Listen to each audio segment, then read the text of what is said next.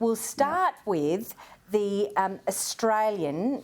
We're going to start with the Financial Review tonight because I think this is really, really interesting. Peter Dutton. I'm sorry, it is the Financial Review I'm going to start with. Peter Dutton, more US troops. Defence Minister Peter Dutton has proposed expanding the US Marine presence and hosting more American warships in Australia as he warns the nation must prepare for whatever threats loom on or below the horizon amid growing tensions with China. Mr Dutton said although Australia wanted a productive relationship with China, there'd been an awakening domestically and in foreign capitals about the challenge Beijing posed to liberal democratic values. Leisa, off the top, I talked about the West Australian Premier Mark McGowan and saying that war preparations are absolutely off the planet and that he'd never heard anything so insane in all his life. Well, the Western Australian Premier has accused the Morrison government, according to the Fin here, of risking WA's China-independent economy, by extension, the national economy. I think this is a really interesting move from Peter Dutton, just on the eve of the G7, as Scott Morrison finds his way over to the United Kingdom. What are your thoughts on this big announcement tomorrow?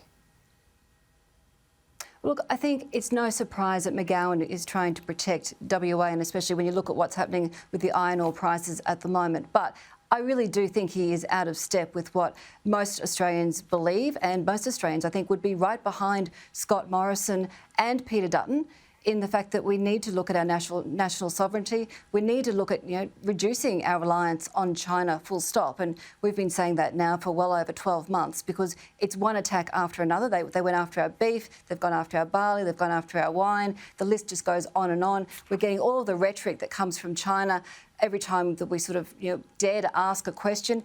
Australia put its foot wrong because we dared to say we want answers about the coronavirus and how did this escape China. So that was our first mistake, and then we've copped it ever since. And as I say, I think the best thing that has ever happened to our Defence Force in a very long time is the appointment of Peter Dutton, because he's come out, was very strong in the beginning in saying, I have your back. Basically, I'm backing you, which is what our troops desperately needed, especially after the Brereton report.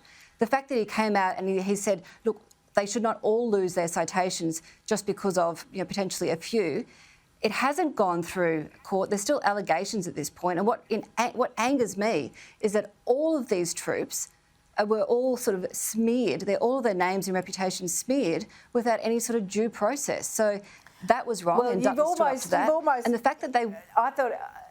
I wholeheartedly agree with you, and you've sort of stolen my thunder.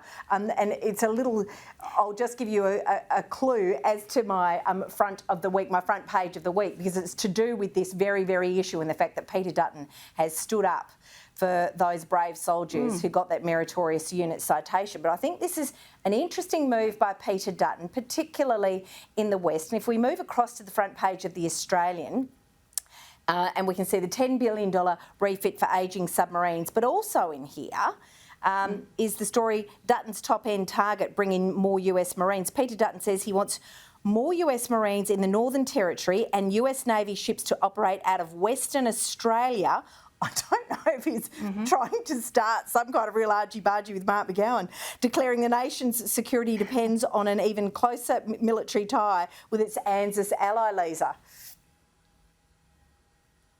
Yeah, and look, he's absolutely spot on. Again, I think we have to, protect our borders, and if we can have more US warships in our waters, and if we can have, I think there's 2,500 US Marines that are rotated through the Northern Territory currently, and if we can bolster those numbers, and particularly the Port of Darwin is a major weak point for Australia. We stupidly gave a lease to that to China, and I know that Peter Dutton is waiting on advice from the bureaucrats as to what he can do about that. But if it comes down to the fact of being able to station more US Marines in Darwin and we can bolster US numbers in WA, then that's not going to hurt our security at all. I think that's a very wise decision.